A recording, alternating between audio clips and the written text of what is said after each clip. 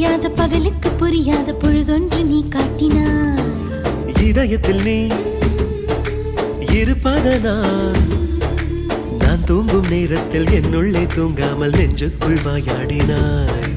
கண்ணாடி நீ கடிகாரம் நான் உன்னுள்ளே ஓடோடி வாழ்வேன். காதல் எனும் கடுதாசி நீ என்றென்றும்